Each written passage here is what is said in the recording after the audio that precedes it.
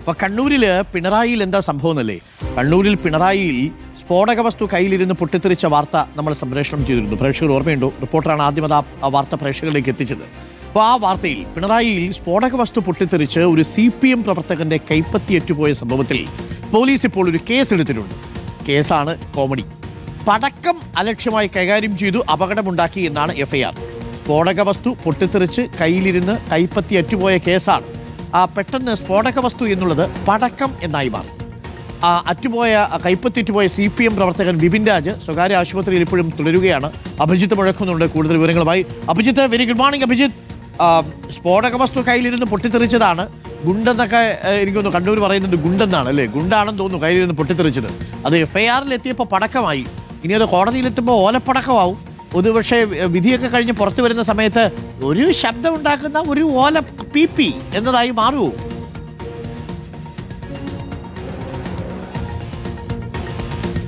Arun, good morning. പിണറായിയിലെ സ്ഫോടനവുമായി ബന്ധപ്പെട്ട് ഒരുപാട് സംശയങ്ങൾ ഉണ്ടായിരുന്നു. പൊട്ടിയത് ബോംബാണോ, ബോംബ് നിർമ്മാണത്തിനിടെയായിരുന്നോ സ്ഫോടനം, ഇനി അതല്ല ബോംബ് ഉപയോഗിക്കുന്നതിന് വേണ്ടി പരിശീലനം നൽകുന്നതിനിടെയായിരുന്നോ സ്ഫോടനം എന്നൊക്കെയായിരുന്നു ചോദ്യങ്ങൾ. പക്ഷേ അക്കാര്യം ഒന്നുമല്ല നടന്നത് എന്ന് പോലീസ് സ്ഥിരീകരിക്കുന്നു. പോലീസിന്റെ പ്രാഥമികമായ നിഗമനം പൊട്ടിയത് ബോംബേ അല്ല, മറിച്ച് ഒരു പടക്കം പൊട്ടിയാണ് ഈ CPIM പ്രവർത്തകന്റെ കൈക്ക് ഇങ്ങനെ ഗുരുതരമായി പരിക്ക് പറ്റിയത് എന്നുള്ളതാണ് പോലീസിന്റെ പ്രാഥമികമായ കണ്ടെത്തൽ.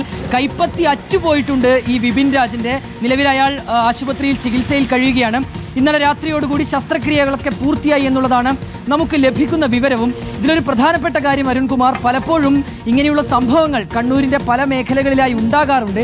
ആ സമയത്തൊക്കെ ഈ പടക്കം പൊട്ടി അപകടമുണ്ടായി എന്ന നിലയിലേക്ക് അതിനെ ലഘൂകരിക്കുന്നു എന്നുള്ളതാണ് പ്രതിപക്ഷത്തിന്റെ ആരോപണം. UDF-ഉം ലീഗും ഇതിനോടകം തന്നെ അത്തരം ആരോപണങ്ങളുമായി രംഗത്തെത്തിയിട്ടുണ്ട്.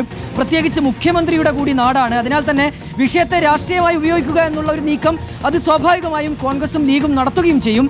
ഈ ഘട്ടത്തിൽ അവർ ഉന്നയിക്കുന്ന പ്രധാനപ്പെട്ട കാര്യം പൊട്ടിയത് ബോംബ് തന്നെയാണ്, പക്ഷേ അതിനെ പടക്കം എന്ന നിലയിലേക്ക് ലഘൂകരിച്ച് കേസ് അവിടെ അവസാനിപ്പിക്കാനാണ് പോലീസ് ശ്രമിക്കുന്നത്. പോലീസിന്റെ കൂടി പിന്തുണ ഈ വിഷയത്തിൽ ഉണ്ട് എന്നുള്ളതാണ് ഒരു ആരോപണമായി ഉന്നയിക്കുന്നത്. ഇതിന്റെയൊക്കെ പുറകിലേക്ക് പോയി കഴിഞ്ഞാൽ പലപ്പോഴും ബോംബ് നിർമ്മാണത്തിലേക്കൊക്കെ എത്തേണ്ടി വരും. അതിനാൽ തന്നെ അങ്ങനെ ഒരു സാഹസത്തിലേക്ക് പോലീസ് മുതിരുന്നില്ല എന്നുള്ളതാണ് ഏതായാലും പ്രതിപക്ഷത്തിന്റെ ഒക്കെ ആരോപണം. UDF-ഉം ലീഗും അത്തരം കാര്യങ്ങളുമായി ഏതായാലും രംഗത്തെത്തിയിട്ടുണ്ട്. നിലവിൽ അരുൺകുമാർ സൂചിപ്പിച്ചതുപോലെ തന്നെയാണ് കയ്യിലിരുന്ന് പൊട്ടിയ സ്ഫോടക വസ്തു അത് ബോംബേ അല്ല, മറിച്ച് അതൊരു പടക്കം എന്ന നിലയിലേക്ക് അതിനെ ചുരുക്കുകയാണ്. ആദ്യഘട്ടത്തിൽ നമ്മൾ പോലീസുമായി ബന്ധപ്പെടുമ്പോൾ പോലീസ് പറഞ്ഞത് ഗുണ്ട് പൊട്ടി എന്നുള്ളതാണ്. ഉഗ്രശേഷിയുള്ള ഗുണ്ട് പൊട്ടിയാണ് ഈ അപകടം എന്നുള്ളതാണ് പോലീസ് അവരുടെ ഒരു പ്രാഥമിക നിഗമനമായി ആദ്യഘട്ടത്തിൽ പറഞ്ഞത്. അതിപ്പോൾ FIR-ലേക്ക് വരുമ്പോൾ അത് പടക്കമായി. പ്രിയപ്പെട്ട പ്രേക്ഷകരെ, കണ്ണൂരിലും ഈ പറയുന്ന പരിസര പ്രദേശങ്ങളിലും ഒക്കെ ഈ ഗുണ്ട് നിർമ്മാണ വിദഗ്ധന്മാർ ഒരുപാട് പേരുണ്ട്. അത് സ്വയരക്ഷയ്ക്ക് വേണ്ടിയാണെന്നാണ് പറയുന്നത്. ഈ സർക്കാർ 10 വർഷം കഴിയുമ്പോഴും സ്വയരക്ഷയ്ക്ക് വേണ്ടി ഗുണ്ട് നിർമ്മാണം നടത്തേണ്ടി വരുന്നുണ്ടെങ്കിൽ സാരമായ എന്തോ കുഴപ്പമുണ്ട് എന്ന് തന്നെ നമുക്ക് പറയേണ്ടി വരും. അതുകൊണ്ട് പ്രിയപ്പെട്ട ഗുണ്ട് നിർമ്മാണ തൊഴിലാളികളെ, നിങ്ങൾ എല്ലാവരും തയ്യാറാണെങ്കിൽ ഒരു നല്ല പടക്ക നിർമ്മാണ യൂണിറ്റ് ഈ കണ്ണൂർ ഭാഗത്ത് തുടങ്ങാൻ ചില വ്യവസായികൾ തയ്യാറാണ്. അപ്പോൾ അവരതിനകത്ത് നിക്ഷേപമൊക്കെ മുടക്കും. നിങ്ങൾ ആവശ്യമില്ലാതെ കൈപ്പത്തിയേറ്റ് പോകേണ്ട. ലൈസൻസൊക്കെ എടുത്ത് എക്സ്പ്ലോസീവ് ആക്ട് പ്രകാരം ഒരു ഫാക്ടറി തുടങ്ങിക്കഴിഞ്ഞാൽ ഈ കണ്ണൂർ ഭാഗത്തുള്ള ആളുകൾക്കൊക്കെ തൊഴിൽ കിട്ടുകയും ചെയ്യും. സമാധാനമായിട്ട് കാര്യങ്ങൾ പോകും. നാട്ടുകാർക്ക് സമാധാനവും, നമുക്കിങ്ങനെ വാർത്തയും ചെയ്യേണ്ട. കൈപ്പത്തിയുടെ സ്ഥാനത്തുണ്ടാവുകയും ചെയ്യും.